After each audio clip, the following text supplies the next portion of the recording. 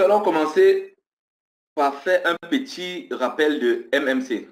Je ne sais pas qui vous donne MMC, mais je pense que c'est le docteur Diuta qui vous donne MMC. C'est donc mécanique des milieux continus.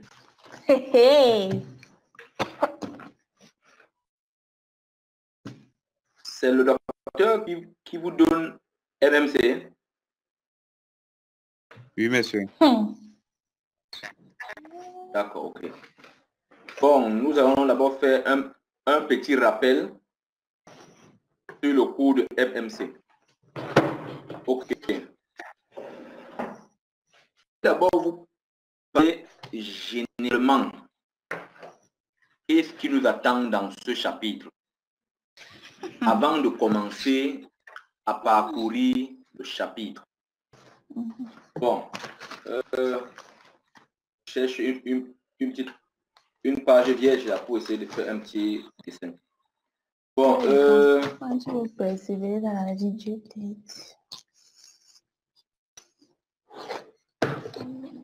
considérons ça a commencé. un échantillon.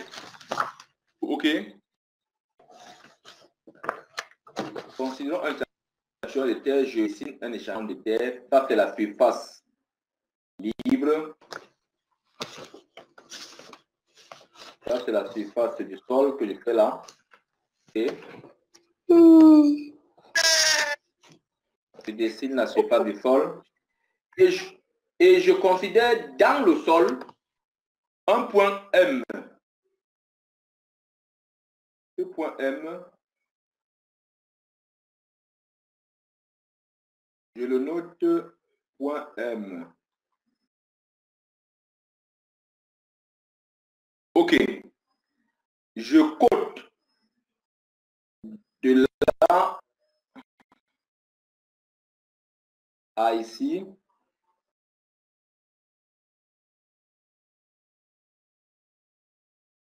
Je cote de là à ici.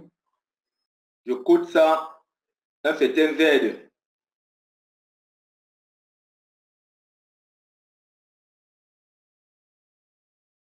Tout le monde est en train de voir. On Oui, voit, monsieur. on voit. D'accord, ok. Dans ce chapitre, on va essayer d'étudier et de voir quelles sont les forces qui agissent dans le sol au niveau du M. Supposons que le point M est un point qui a une certaine surface que je vais délimiter ici. Une certaine surface S. OK? Donc, le point M est sur une surface M. Est sur une surface S. À une profondeur de Z, que je cote Z. Et on verra dans le chapitre le postulat. Un postulat qu'on appelle le postulat de Terzaghi. Le postulat de... C'est un peu comme un théorème, quoi. OK? Ok.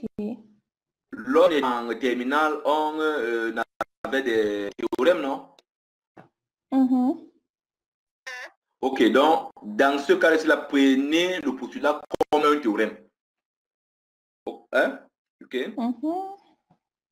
D'accord. Donc, dans le théorème, dans le postulat de Terzaghi, Terzaghi nous dit que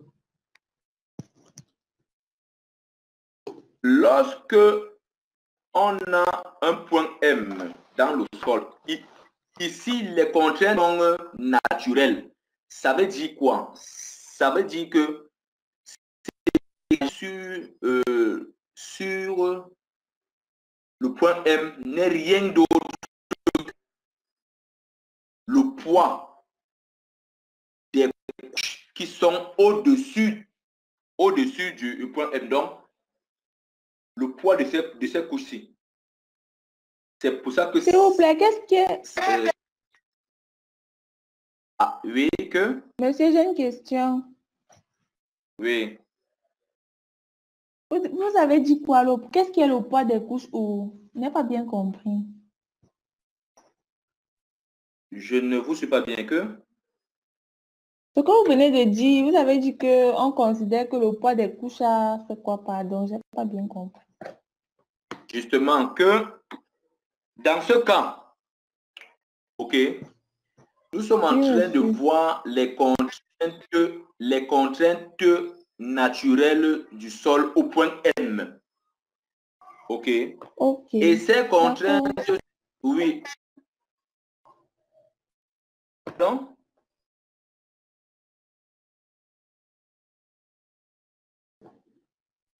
Ok. Je n'ai plus parlé. Hein. Et c'est... Je ne vous suis pas. Allez-y, monsieur. D'accord, ok. Et ces contraintes sont considérées comme des contraintes naturelles parce qu'il n'y a aucune force extérieure qui est ajoutée ici au-dessus. Ok? Ça veut dire que naturellement, dans le sol, à la Z, on n'a que cette terre qui agit sur ce point au niveau de cette surface-là. Est-ce que je me fais bien comprendre? Ça veut dire qu'on n'a fait aucun apport de force extérieure, aucune charge extérieure. Donc, c'est dans ce cas que nous sommes présentement.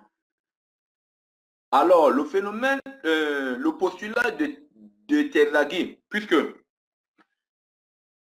dans le postulat de Terzaghi fait intervenir trois propriétés physiques, à savoir la contrainte totale, hein, j'appelle ça sigma indice T, au point M.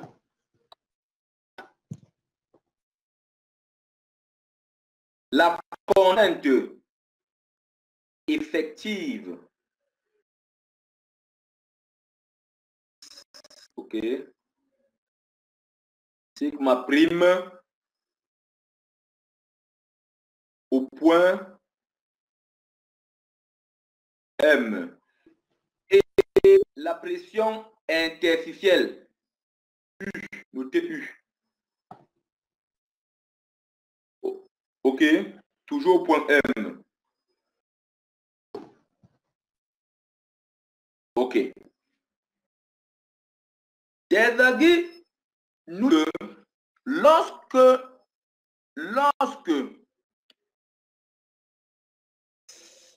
ce point M, qu'est-ce que le point M, il subit?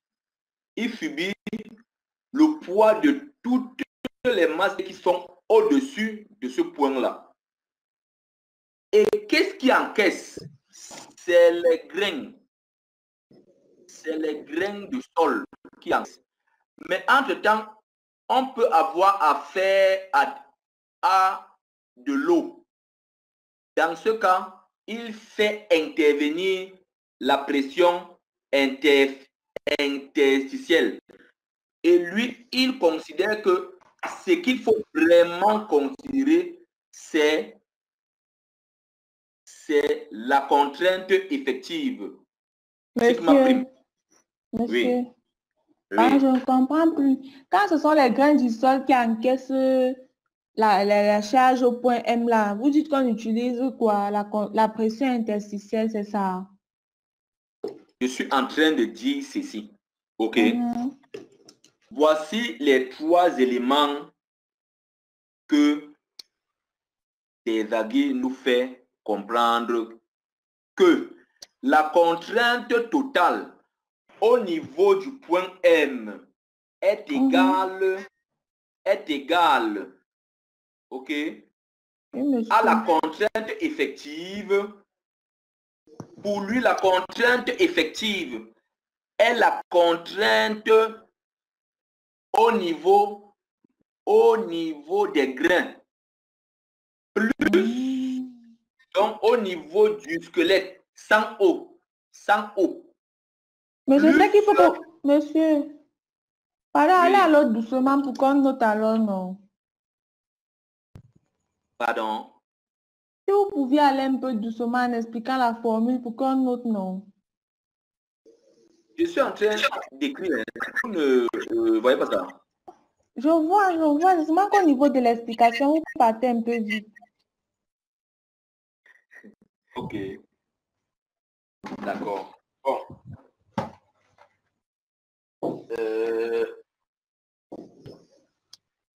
Si tu es prête, alors tu me fais signe. Je suis prête, moi je suis prête. D'accord, OK. Bon, je reprends le postulat de Terzaghi. OK. D'accord.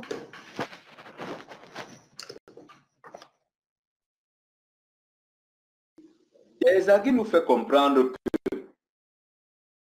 les contraintes qui agissent au point M, c'est la contrainte totale. Mais entre-temps, qu'est-ce qui encaisse la charge?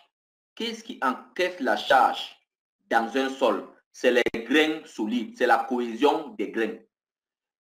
Donc, il considère que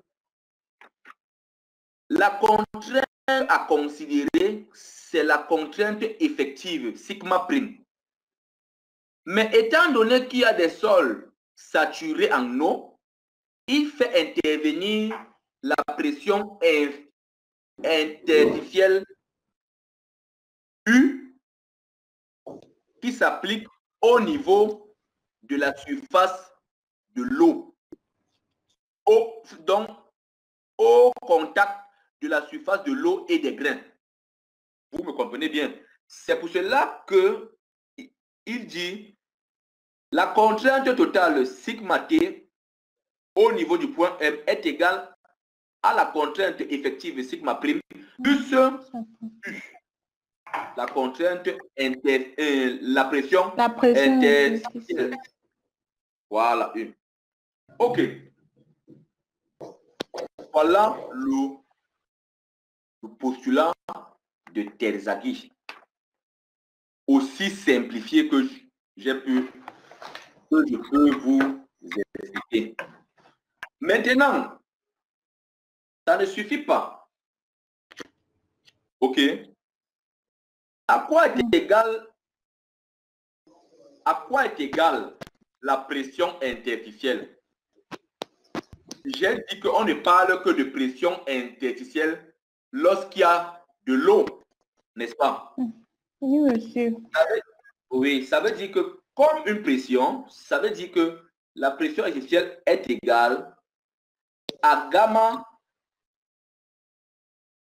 de l'eau, gamma W, OK, multiplié par la hauteur que occupe l'eau. OK, si cette hauteur c'est vert dans ce cas, je vais noter multiplié par, excusez-moi, je vais noter multiplié par Z. OK. Et monsieur. Pour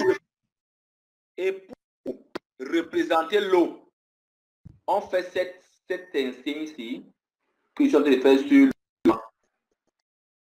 et on fait ça. Voilà l'eau. On fait ça. Ça veut dire que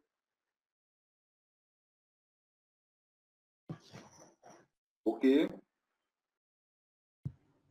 Ça veut dire que toute cette hauteur Z ici est donc immergée dans l'eau. Est-ce que je me fais comprendre? Oui, monsieur. D'accord. Maintenant, à quoi est égale la contrainte totale?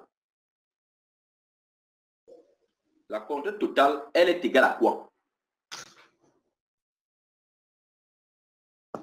J'ai dit la contrainte totale est égale à la contrainte effective plus la pression interstitielle. J'ai défini ce que c'est que la contrainte effective. C'est la contrainte qui agit au niveau des grains solides, entre grains solides, entre les grains. Parce que quoi? Les gars, regardez, au niveau de ce point-ci, il y a, puisque comme il y a une charge qui agit sur ce point, il y a, comme c'est dans l'eau, il y a ce qu'on appelle, ce qu'on nous a appris, la poussée d'Archimède. Donc, lorsqu'un corps est donc immergé dans l'eau, il y a ce qu'on appelle la poussée d'Archimède. Donc, il y a cette contrainte, il y a cette pression-ci. Bon, je fais un peu des petits vecteurs là.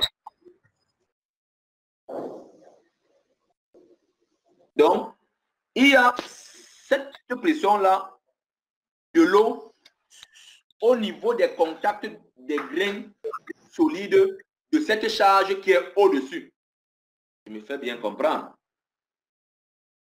En même temps, ici en bas du point M, il y a également le sol qui a aussi des grains qui interagissent avec ceux qui sont au-dessus. OK? Et c'est d'où naît la contrainte sigma prime. Je me fais bien qu'on reprend, non? D'accord. Bon. Monsieur, pardon, une question. Oui. Monsieur, si gamma oméga, là, ça représente quoi? Dans la formule de la pression interstitielle, là. Ok. Quelqu'un peut lui répondre. Je vais pointer Babine. Réponds un peu. C'est quoi gamma W? Gamma W, c'est le poids volumique de l'eau. Gamma W, c'est le poids volumique de l'eau. Merci. Je me fais comme... C'est Yvonne. Gamma prime, c'est quoi? Dans ce cas, il ne faut pas ignorer, dans ce cas, si, ok, gamma prime, comme c'est saturé, gamma prime n'est rien d'autre que le gamma. Est-ce que c'est gamma encore là-bas, monsieur? Là-bas, c'est sigma, non? Sigma prime plutôt. Pardon, excusez-moi. Sigma prime est égal à gamma sat.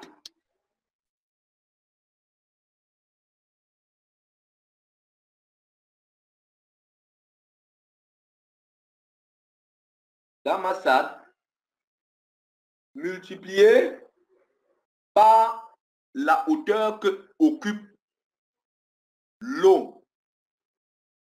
OK? Z.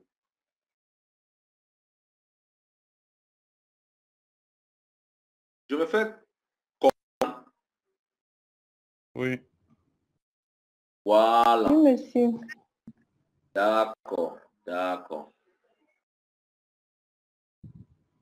Donc, voilà ce que Terzaghi nous fait comprendre. OK? Et les contraintes naturelles d'un sol au niveau d'un point M. Je vous... Attendez. Pardon, effacez ça. Les contraintes naturelles au niveau d'un point M, les contraintes totales et en un point M. OK? est égal à la somme, ok,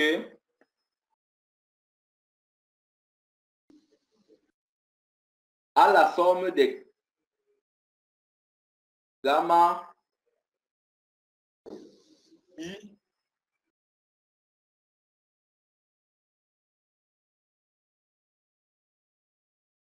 HI.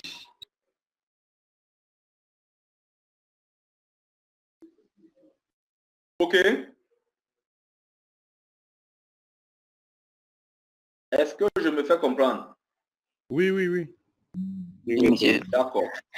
OK. Ici, on a pris un cas où le sol est totalement immergé dans l'eau. Je vais encore prendre un autre cas.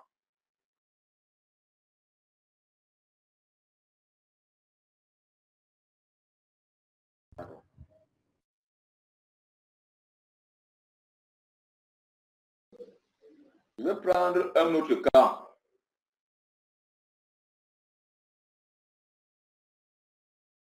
Je vais prendre un autre cas où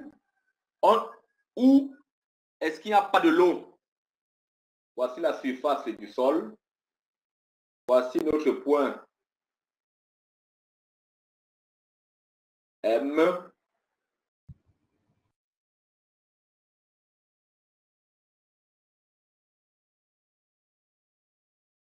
OK. Voilà la côte Z.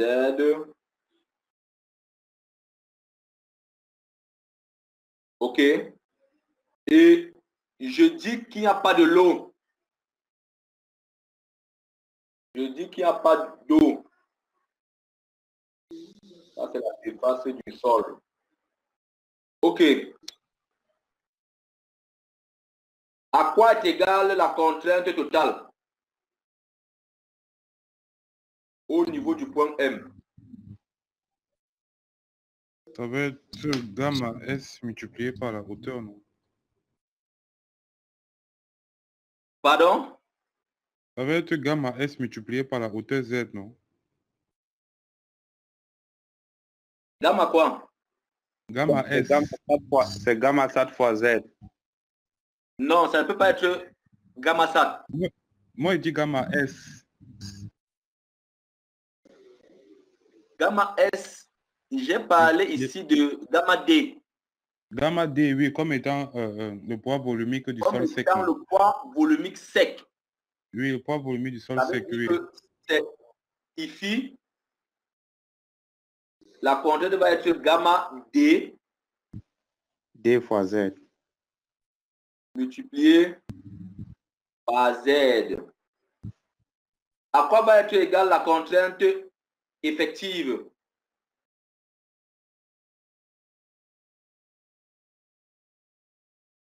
À quoi va être égale la contrainte effective?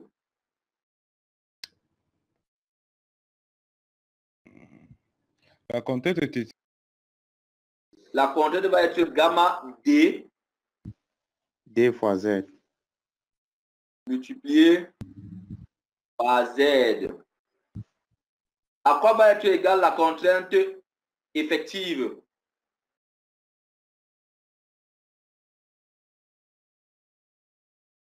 À quoi va être égale la contrainte effective?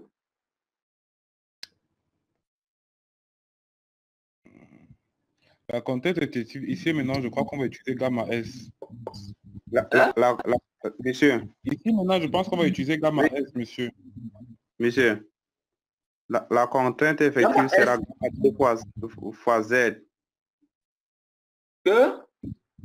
La contrainte effective sera toujours gamma D fois Z. Exactement. La contrainte effective sera toujours gamma D fois Z. Parce que il n'y a pas d'eau. Oui, monsieur. Oui. Parce qu'il n'y a pas d'eau. Donc, Monsieur, comme il n'y a pas d'eau, Yvonne, tu es en déphasage.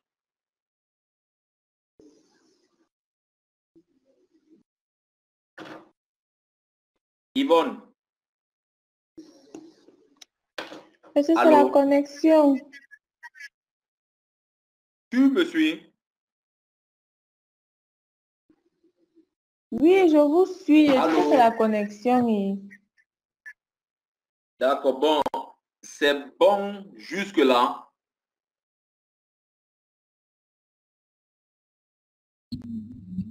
C'est bon, monsieur. D'accord. OK. Donc, voilà la contrainte effective. À quoi est égale la pression interstitielle? U. 0. Elle est égale à 0. OK? Oui, monsieur. Je vais changer de cas de figure. Ça, c'est le cas où on a... Il faut noter ça comme étant le cas 1. Le sol... Un sol sec. OK?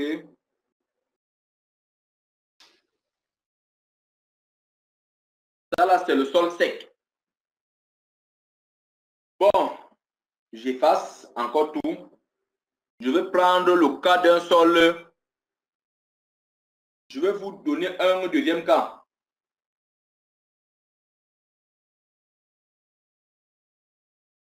Maintenant, je prends le cas d'un sol, ce schéma. Voilà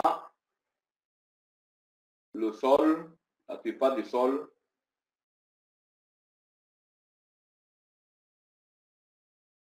Voilà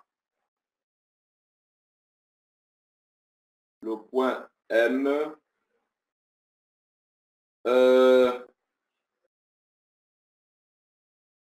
Voilà à un certain niveau ici.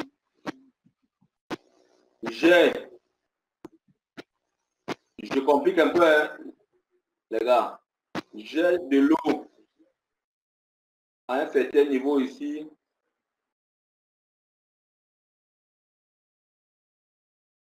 J'ai de l'eau et je côte.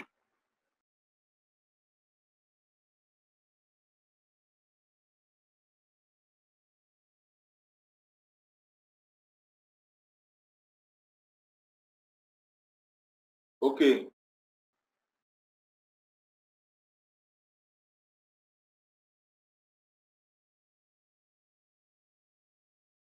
Tout ça, toute cette hauteur-ci, je la côte peut-être A. OK. Tout ça, ça, je mets C. Ça, je mets B. OK. Maintenant,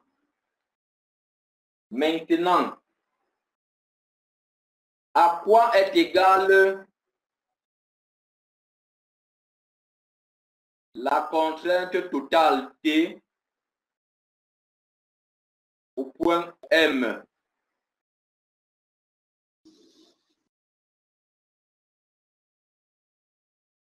Quelqu'un peut me dire?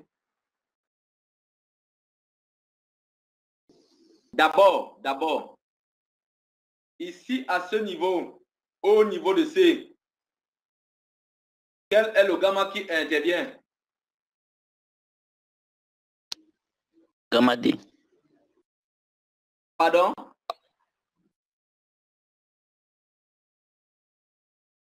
Gamma D. Pardon?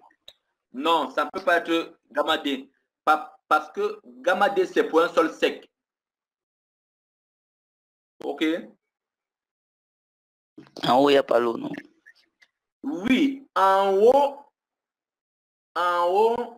il n'y a pas l'eau. Mais quand tu es dans un sol où on a de l'eau en bas, tout ce qui est au-dessus là est considéré comme un sol humide. OK?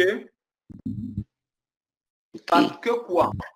Ce qui est sûr, ici, on a un peu d'eau. Un peu, bon, pas de l'eau, mais le sol, elle est humide, mais elle n'est pas saturée. Est-ce que je me fais comprendre? Oui. Oui, donc ici, c'est le gamma humide. Ce n'est pas le gamma D, ce n'est pas le gamma SAT. SAT, c'est lorsqu'on est saturé. OK? Donc, oui.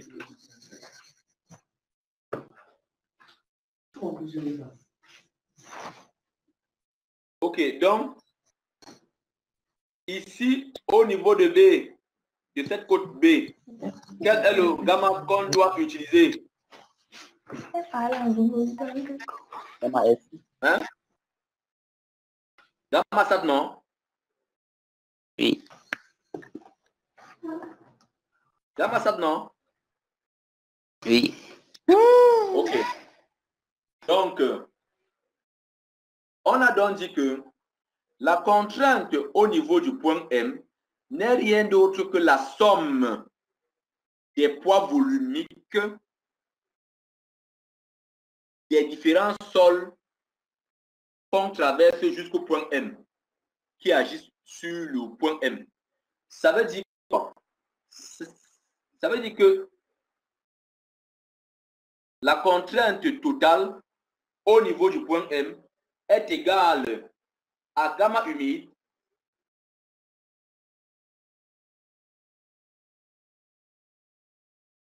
OK, gamma humide multiplié par sa côte. Je me fais comprendre. Multiplié par sa côte. C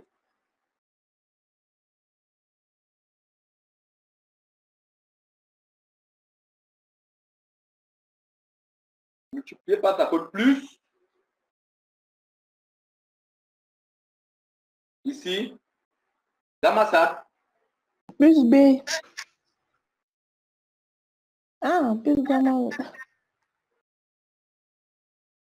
Fois B. multiplié par B plus la pression interstitielle. La pression interstitielle se mesure uniquement là où il y a L'eau. l'eau, qui est gamma de l'eau multiplié par B.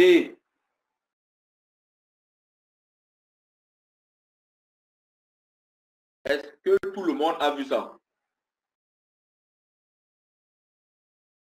OK. Moi, je n'ai pas vu.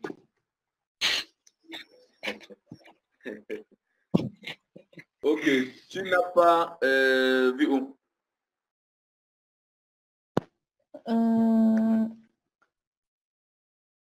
Au niveau de pardon, gamma SAT fois B là.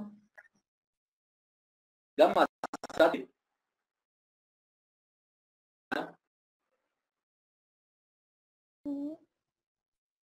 SAT B. D'où vient gamma SAT? Parce qu'on a, tu veux savoir d'où vient gamma SAT B? Oui, monsieur. Oui. Gamma SAT B vient d'où? Parce que, regarde, pour atteindre le point M, on traverse cette couche et cette couche-ci. Pourtant, cette couche-ci n'est pas saturée en eau parce qu'on n'a pas les deux indices ici. On n'a pas les indices ici. Donc, cette couche-ci n'est pas saturée en eau. Mais comme ici, elle est saturée, forcément, ici, est considérée comme une couche humide. C'est pour cela qu'on a gamma H. Maintenant, gamma H. OK. Oui, monsieur. Oui. C'est considéré comme gamma H.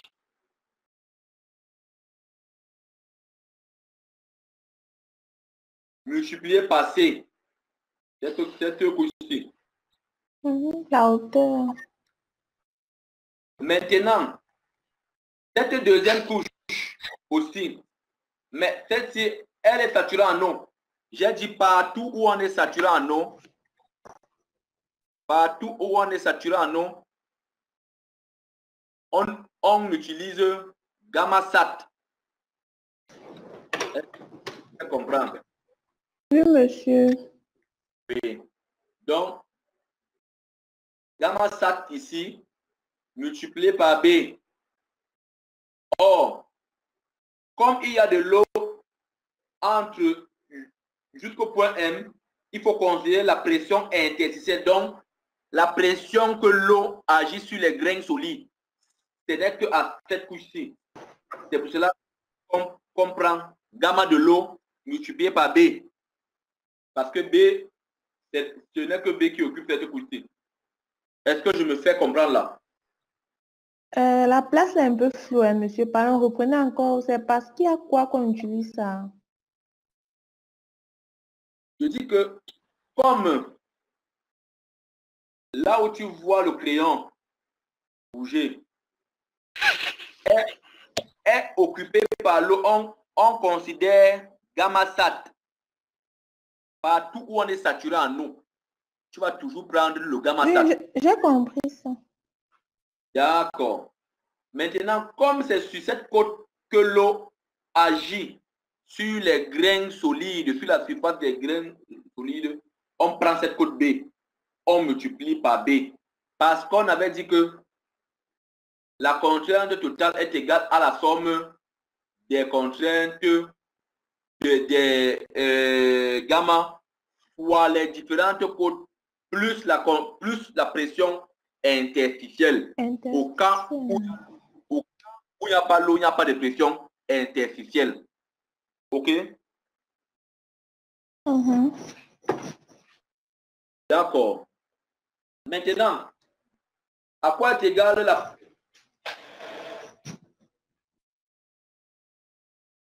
la contrainte effective au niveau du point M? Il ne faut pas oublier que la contrainte effective est celle qui agit sur le squelette du sol, donc entre les grains.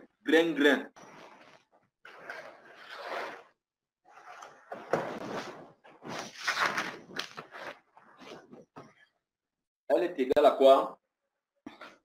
Gamma W fois B. Oui, que elle est égale à quoi? Gamma W fois B. Gamma W. Gamma sat, monsieur, c'est gamma sat. Non. C'est pas gamma W fois B, c'est la pression interstitielle. C'est gamma sat, non, monsieur, fois B, non. Non, gamma sat, ça veut dire que tu ne considères que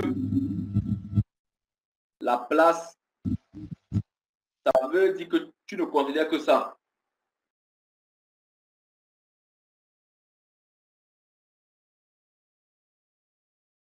OK?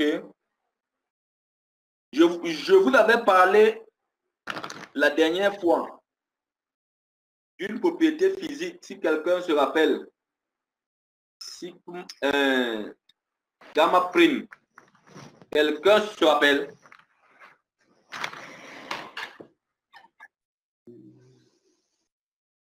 J'avais appelé ça le poids volumique déjaugé. Oui, monsieur. Voilà. Et j'avais dit qu'on ne parle que de poids volumique déjaugé quand on a affaire à l'eau, lorsqu'on est saturé. Et que ce poids déjaugé n'agit que sur le squelette. Si je ne me trompe pas, OK? Oui, monsieur. Voilà. Donc, ça veut dire que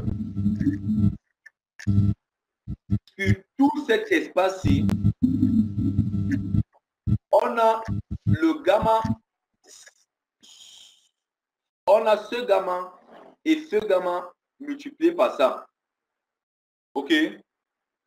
Mais on va l'appeler gamma déjaugé. Prime multiplié par A.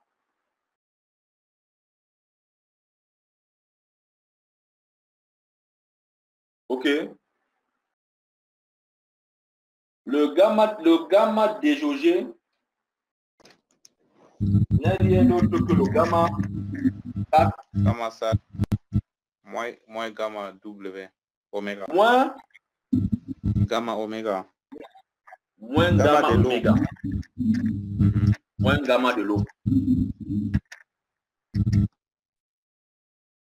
Vous me comprenez? Moi, je ne comprends pas. Je ne sais pas la dernière fois. Bon, peut-être la dernière fois. Attends, donne-moi 30 secondes là. Attends un peu.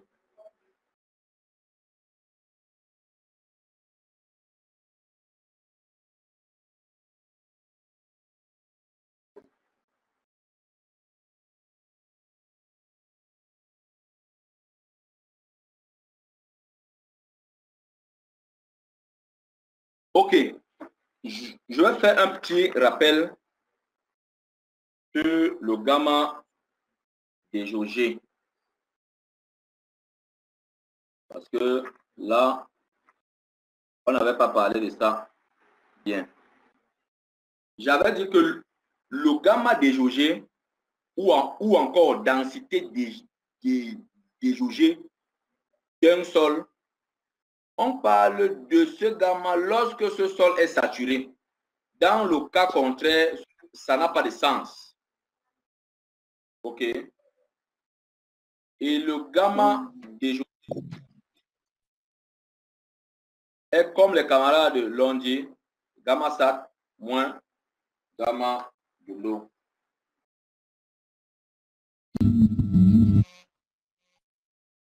Je pense qu'on a vu ça dans... Oui, monsieur, on a vu ça dans le premier chapitre. Oui, on a vu ça dans le premier chapitre. Monsieur. Est-ce que je vous l'avais donné ça en TD? Non, monsieur. Je ne me rappelle pas comment. Okay. D'accord.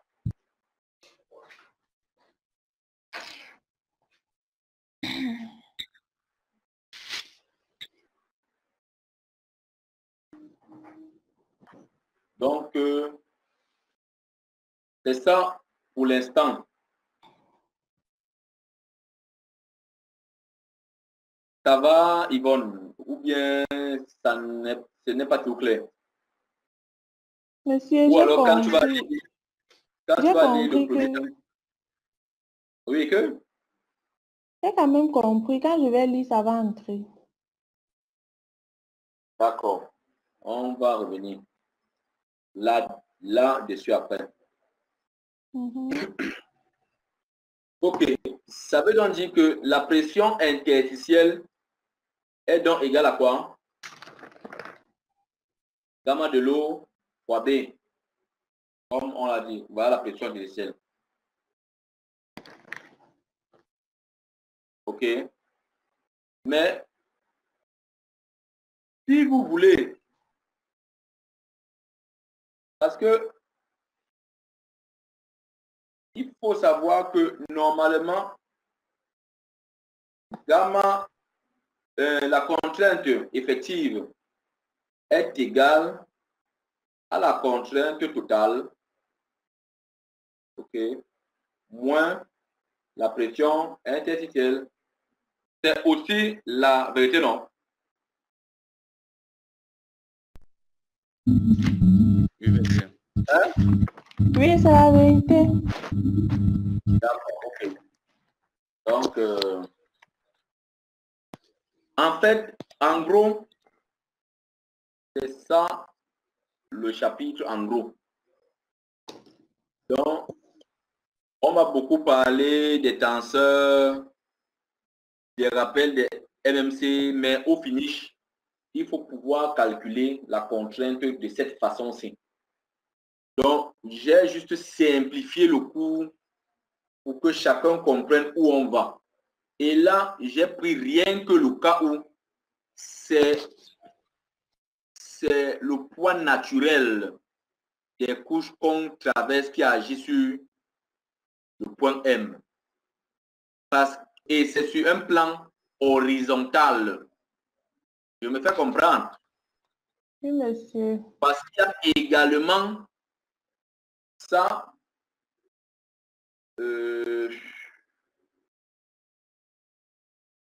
Il y a également ça sur un plan incliné. Parce qu'il ne faut pas oublier.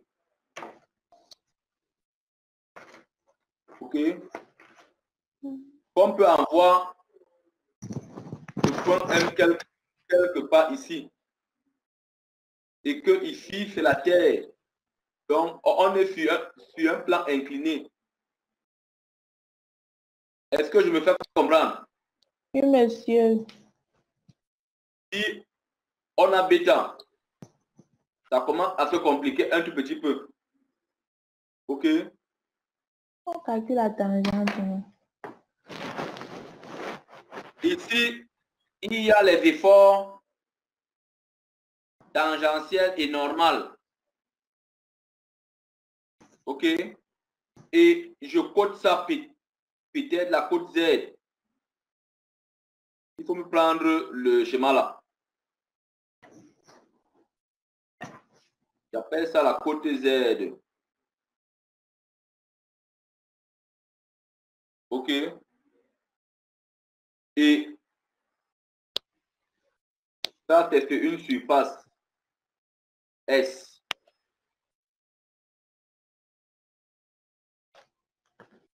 Vous allez voir, vous allez constater que la contrainte ici ne sera plus pareil comme dans le cas où c'est horizontal. Et je ne veux pas faire ça là. Je veux vous donner ça pour que vous partez réfléchir. OK? Et c'est un peu l'objet du cours. Dans ce chapitre-ci, on ne verra pas lorsque on applique les charges un peu dans le cas d'une fondation, non? Qu'on attend, ou bien d'un barrage, ou bien non. Ça, j'ai pas, dans ce chapitre-ci, on ne verra pas ça. Parce que quand on applique les charges, qu'est-ce qui peut se passer? Un tassement. N'est-ce pas? C'est ça qui est l'objet du prochain chapitre. Lorsqu'on applique les charges. OK? Donc, essayez de réfléchir sur les contraintes totales, effectives et la pression interstitielle. Ici, je laisse ça sec pour l'instant. Donc, essayez de me donner ça la prochaine fois. On revient sur le cours. Sinon, c'est le résumé que je vous ai fait là.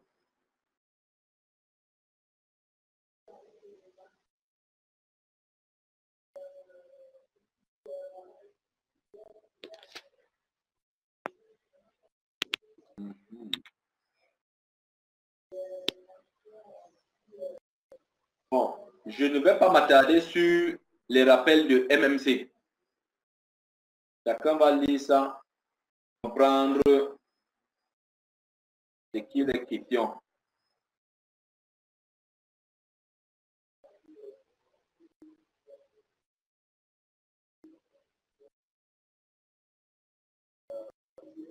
Parce que il faut vous faire court de telle sorte que ça puisse vous servir dans la pratique directement. OK?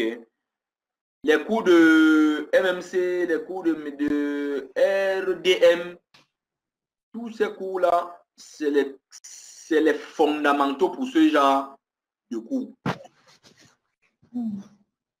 Okay.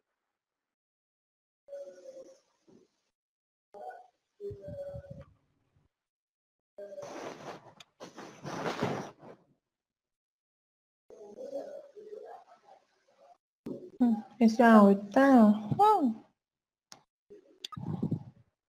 Pardon? Non, rien, monsieur. Ok. Je veux arriver sur la partie où on commence à calculer les contraintes. Parce que c'est l'objectif du cours. Voilà. Tout le monde voit la diapo.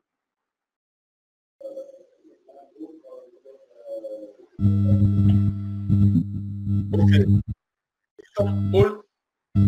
Au niveau de calcul des contraintes dans le sol. 2, 3, 1.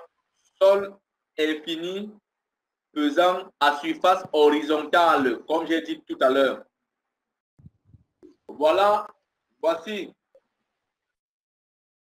notre sol. Voici la surface libre. Voici notre sol. Voici les différentes forces qui agissent sur le sol. Au point, ici, c'est d'abord P, c'est le poids de ce sol. OK? N, c'est la réaction normale de cette partie de couche au sol ici qui agit sur ce point M. Et T, c'est la réaction tangentielle au niveau du point de cette surface-ci. Une surface limite. OK? Sur les côtés, comme on a aussi délimité, ce sol agit sur ça et celui-ci aussi agit sur ça. Normal et tangentiel, normal et tangentiel. Est-ce que je me fais comprendre? Un peu. Oui, voilà les différentes forces qui agissent sur ce genre de cas en faisant l'inventaire des forces.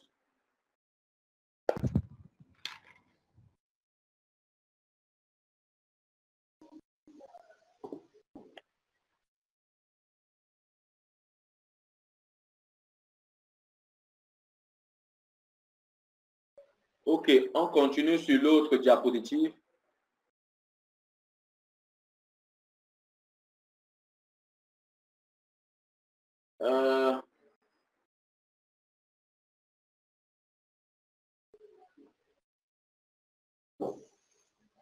Non, nous sommes plutôt rentrés. Hein. Excusez.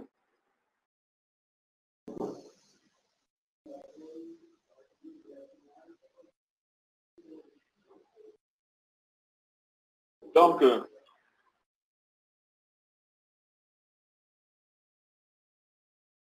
on va, comme je disais tantôt, voilà. Donc, lorsqu'on fait l'équation de chaque tranche en X et en Y, ça là c'est l'équilibre des forces.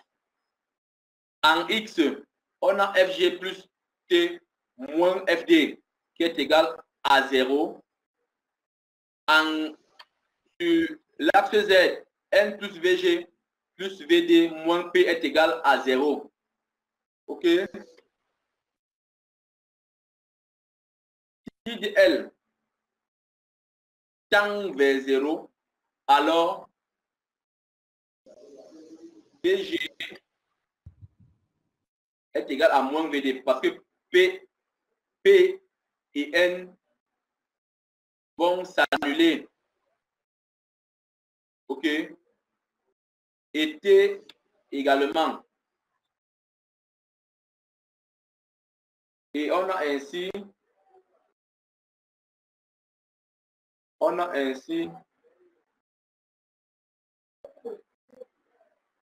la contrainte en X sur l'axe X qui est égal à K0 multiplié par la contrainte en Z. OK.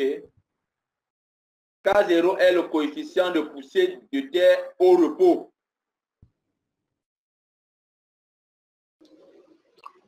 Et avec ça, on obtient le tenseur de contrainte sigma A bar. OK.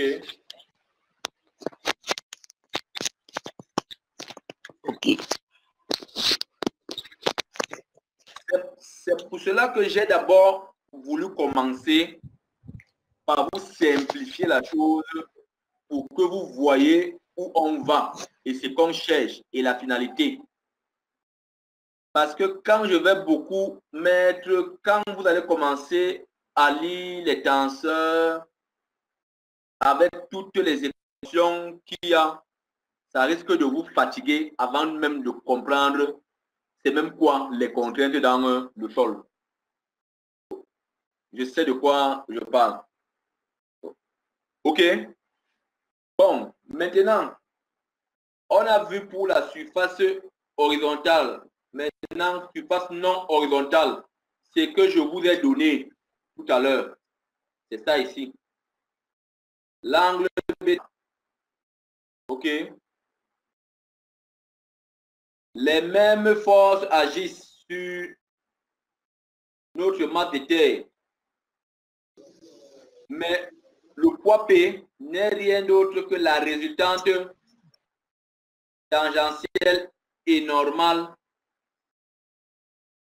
des composantes du poids suivant le plan incliné. Là, je ne vous enseigne rien. En terminale, on fait ça en physique. OK, on pense bien en physique ou bien en mathématiques, je ne me rappelle bien. Mais je pense qu'on fait ce genre de représentation des forces. Et on connaît comment Monsieur, on quel calcule terminal? Pardon? Quel terminal, monsieur? En terminale C. Tout le monde n'a pas fait assez. Même en terminale D. Et Anna, Okay. alors?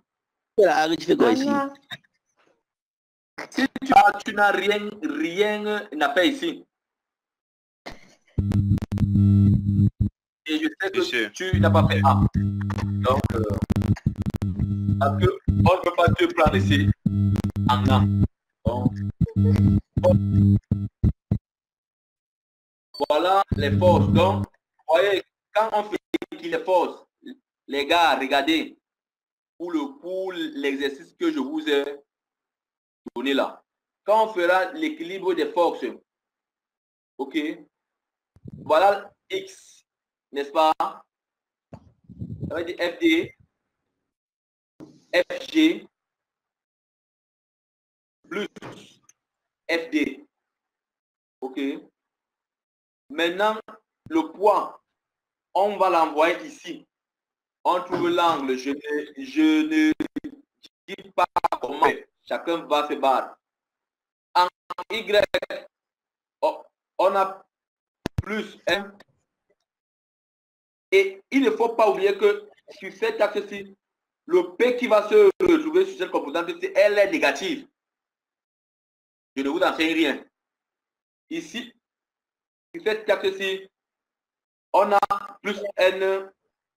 Le P qui va se retrouver ici avec l'angle, je vous dis, ça s'appelle le cosinus ou le sinus, mais je ne vous dis pas. Qui va se retrouver ici va également être négatif. Plus VG, plus VD.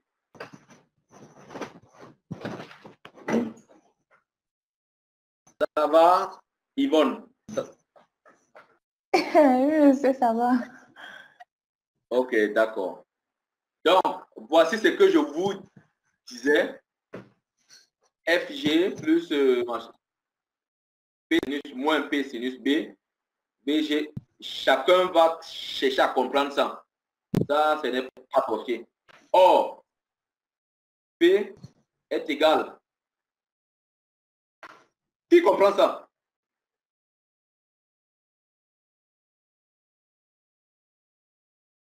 Qui comprend ceci? Pourquoi on a écrit ça? Yvonne, pourquoi on a écrit ça? P est égal Adama delta L Z delta Y. Hein? C'est pour dire que le Monsieur. poids n'est pas porté par l'axe des X, non? N'est pas sur l'axe Non, des non, X. non. Non, non, non, non, non, non. Ici, il ne faut pas oublier que le poids, ce n'est pas le poids que vous comprenez là. Hein. Ce n'est pas le MG. C'est pas ça. Ce n'est pas le MG. Ce n'est pas le MG. Puisque c'est au niveau du point M qui est représenté par une surface S. C'est là où ça fait ce poids. Donc, ça veut dire que ce poids est comme une pression. À quoi est égale la pression? La pression égale à la force exercée par la surface. Est égale à la force Exercée par la surface. sur la surface. Pas les gars. Monsieur. Voilà. Donc, le gamma. Donc, voilà la surface. Babine, Ah, pardon, coupe un peu ton micro, pardon. Pardon? Non, ça va, merci, je parle à mon camarade. Ok. Donc, voilà la surface où agit le point P. DL, Z sur D, Y. Pourquoi on met D? L et D, Y. Parce que c'est les éléments, c'est un élément de surface. J'espère que ça, le docteur vous a fait comprendre ça plusieurs fois. Parce que c'est les éléments, parce que quoi? C'est d'abord un élément de surface, delta S. Même quand vous faites les intégrations, il y a ça. Donc, ça veut dire que cette surface-ci sera, OK, un facteur delta longueur fois delta largeur. On ne voit pas là où vous écrivez là. Vous ne voyez pas. Non, oui, là où vous écrivez là. Vous ne voyez pas ça. Oui, on ne voit pas là où... Il y a un truc qui cache, en fait. OK. Donc, là, maintenant, vous voyez. Oui, oui, c'est bon là-bas, c'est bon. OK, donc, delta, comme c'est les éléments de surface, delta S, OK, delta S n'est rien d'autre que delta L, qui est la largeur, multiplié par delta, qui est la longueur. Ça, c'est un élément de surface. OK. Mais ici, comme on a affaire à un plan incliné, c'est pour cela qu'on a ça. Delta LZ, delta LY. Parce que quoi, les gars? Voilà comment notre surface est. On avait ça. OK. Ça, nous, on a dit que c'était notre axe X. Est-ce que me fait comprendre? Ici, on a notre point M. Je refais juste le schéma. Ça veut dire que ici, c'est notre axe Z. Pardon. Z. Ça veut dire que l'élément de surface ici est suivant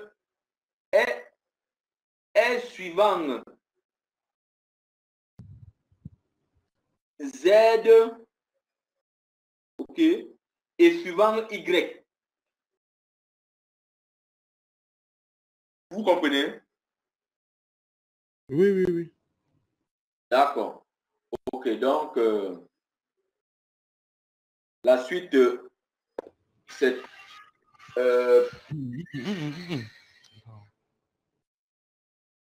donc quand on continue, on a T moins P sinus alpha, pardon, sinus bêta égale à 0. Pourquoi? Parce qu'on avait dit que FD est égal à FG. OK?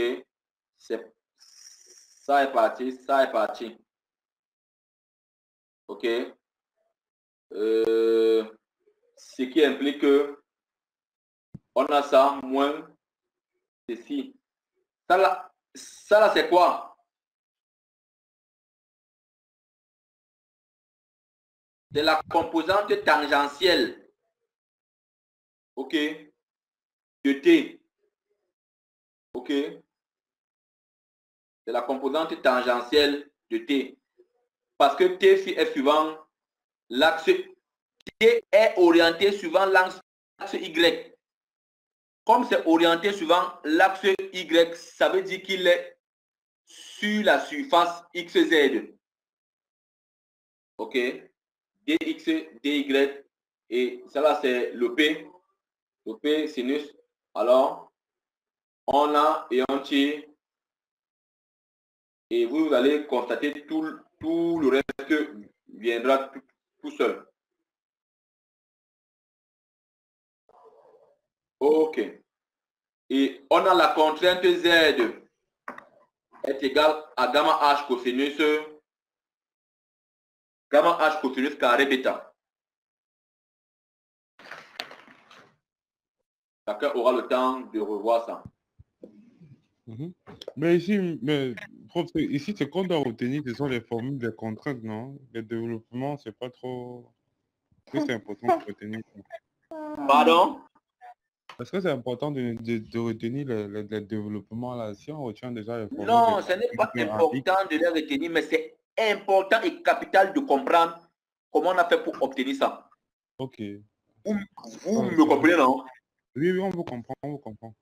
Voilà, parce que dans les exercices sur le terrain, vous aurez affaire au plan incliné.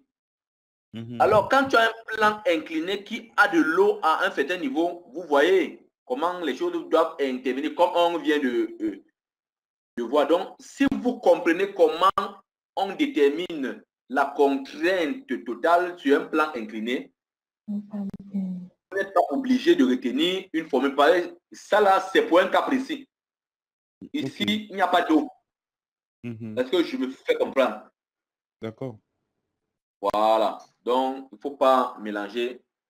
Il faut juste comprendre comment on a fait pour arriver à ça. OK. Bon, ceci, je ne vais pas vous embêter avec ça parce que ça introduit les tâchements.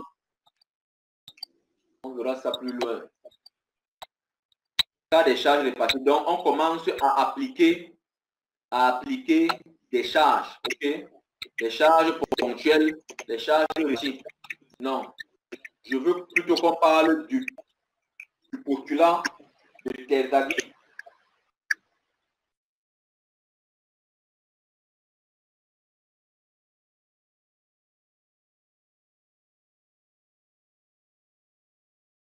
OK. Voilà le fameux postulat de Terzaghi. L'idée fondamentale de Terzaghi consiste à postuler l'existence d'un nouveau type de tenseur de contrainte. OK? C'est le tenseur de contrainte effective. C'est que je vous ai dit là. La contrainte effective qui gouverne à lui seul le comportement granulaire du sol. Comme je vous ai dit, Yvonne, tu me suis, non? Monsieur, je vous suis.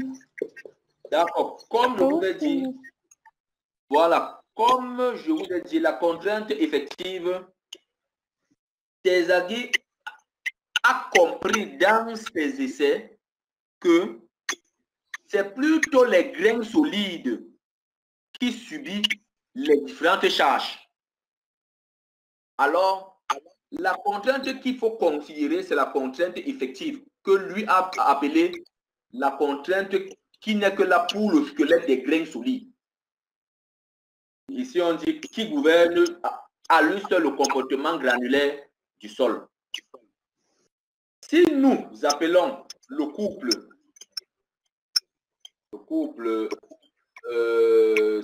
sigmato, les composantes normales et tangentielles de la contrainte totale agissant sur la facette, et si nous appelons sigma n prime, sigmato, les composantes de la contrainte normale et tangentielle sur la même facette, de sorte que vous voyez la contrainte totale en normal sur la composante normale est égale à la contrainte effective que je vous ai montré tout à l'heure, plus la pression interstitielle de l'eau. OK? Et la contrainte tangentielle ne change pas. C'est pour cela que quand on calcule les contraintes là, on ne s'intéresse pas à la contrainte tangentielle puisqu'elle ne change pas. Pardon, à la composante tangentielle de notre fameux point M. Parce que ici, regarde ici,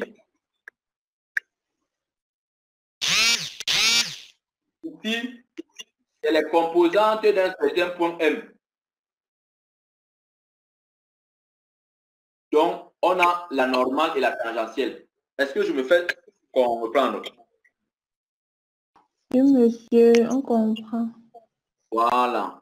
Parce que lorsqu'on représente notre surface, notre élément de surface au point M, vous voyez que la composante tangentielle est tangente à la surface. Elle ne nous sert à rien.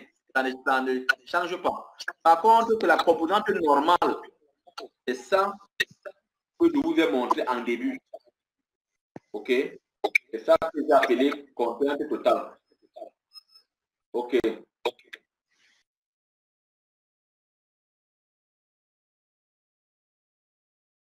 Maintenant, on passe à l'autre diapositive.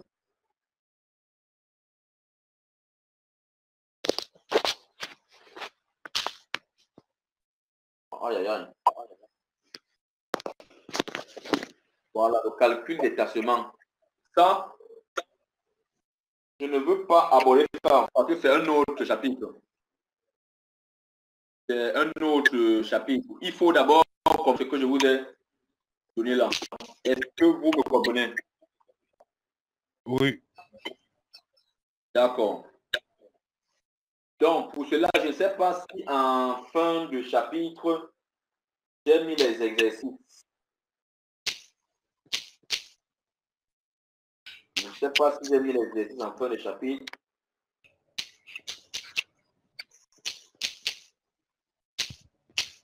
Mais l'autre fichier que je vous ai donné a les exercices. OK? Uniquement sur les contraintes. Ne partez pas sur les tassements. Les tassements, c'est ça qu'on verra la prochaine fois. D'accord. D'accord. Donc, j'ai dit que on va d'abord accélérer avec tous les chapitres. Après les tassements, on verra les cisaillements. OK. Les cisaillements. Mais à partir de la semaine prochaine, on va faire cours sur place, non? Vous êtes où? Nous sommes à Yaoundé. Tous? Non, bon, pas tous, quoi. Je crois que les cours en ligne du niveau 3, c'est payé dans tout le campus. Font cours en ligne. Que ce soit Bagaké, Douala ou Yaoundé.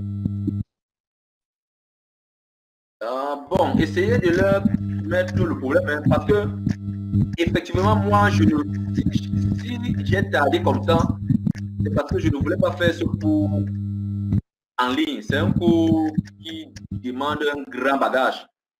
Donc, en ligne, moi, je ne vois pas ça vraiment. Bon, mais comme on m'a forcé de faire ce cours en ligne, c'est pour cela que j'étais en train de réfléchir comment vous expliquer les choses et tout, en si peu de temps et tout ça. Bon, si les cours reprennent le premier et je sais pas, parce qu'ils sont en train de vouloir programmer les CC, moi, je ne sais pas pourquoi ils sont tellement pressés à ce point-là.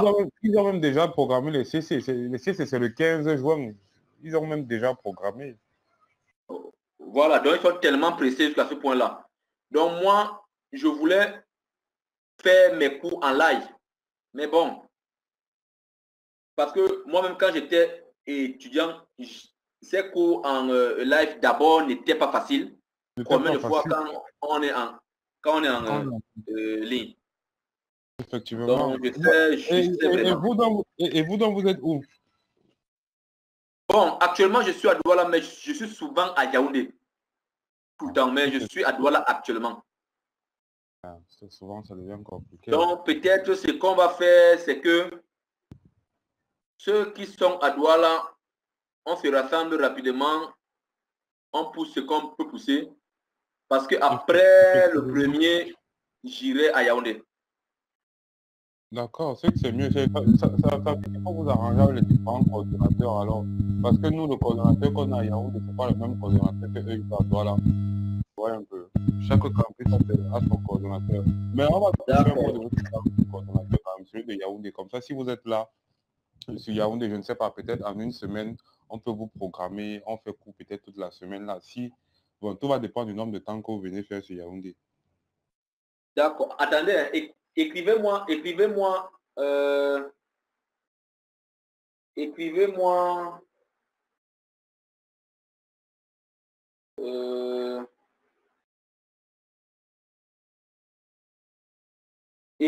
sur cette boîte mail. Ok. Oui, donnez alors, je vais noter.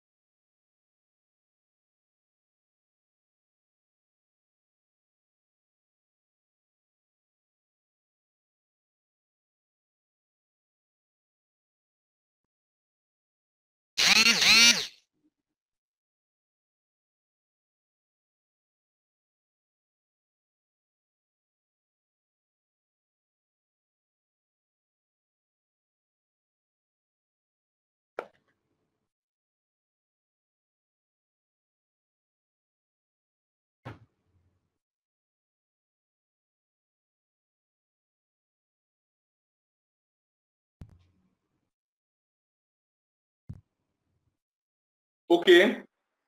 D'accord, c'est Liga Patrice. Hein? Liga Patrice @yahoo.fr. Ok. Ok. Écrivez-moi sur cette boîte mail. Ou bien je vous donne mon WhatsApp. Ah, ça aussi, c'est encore plus facile. Il n'y a pas de souci. D'accord, ok. Je vais vous passer mon WhatsApp. Ok. Mon WhatsApp, c'est 6 68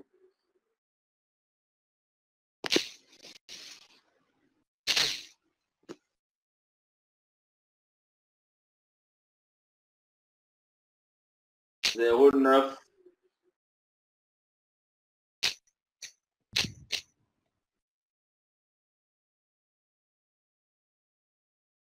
40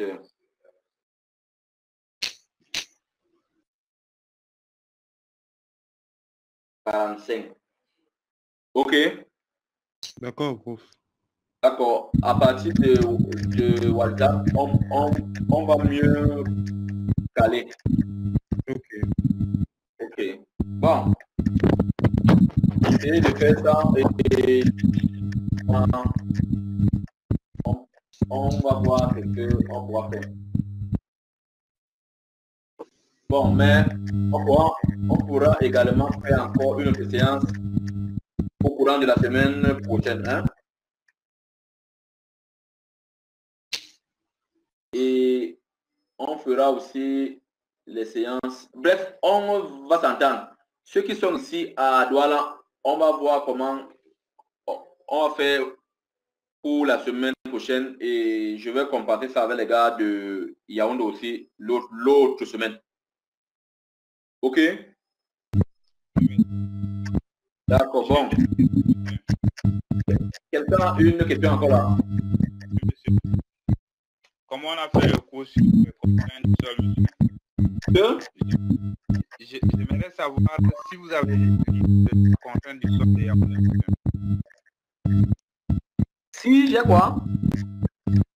J'aimerais savoir quelle est la contrainte du sol de Yaoundé. La contrainte du sol de Yaoundé? Oui, monsieur. Comment ça? Je ne comprends pas. Généralement, on détermine souvent la contrainte. Tout va dépendre de la zone dans laquelle tu te trouves, non? Justement, les contraintes varient. Si tu es à Kibati, c'est pas comme... Et puis, même dans Yaoundé, est-ce que tu ne sais pas que ton voisin de terrain, vous pouvez avoir les contraintes différentes? Vous pouvez avoir des contraintes différentes. Or, vous êtes voisin de terrain. Donc, quand tu me demandes quelle est la contrainte de Yaoundé, moi, je ne sais pas comment moi personne ne peut te dire ça. D'accord, monsieur. Ok. Donc, c'est par rapport à la zone que tu dois étudier. Et puis, les contraintes ne sont pas prédéfinies. Faites attention. On calcule les contraintes. On les calcule. Chaque fois qu'on a fait pour changer, il faut les calculer. Ok. Bon. Parce qu'on peut vous donner une contrainte d'un sol. Or, la contrainte date de 20 ans. Entre-temps, les données ont changé. Cette zone, les pluies sont tombées. Géologiquement, beaucoup de choses ont dû changer. Donc, vous ne pouvez pas caler qu'une contrainte est ça ou bien ça. Il faut toujours calculer les contraintes avant de commencer les travaux.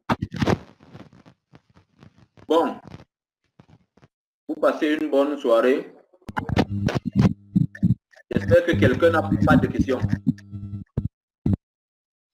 Yvonne, tu n'étais pas là, j'ai donné mon numéro WhatsApp là-dedans. Il ne faut pas chercher tes camarades.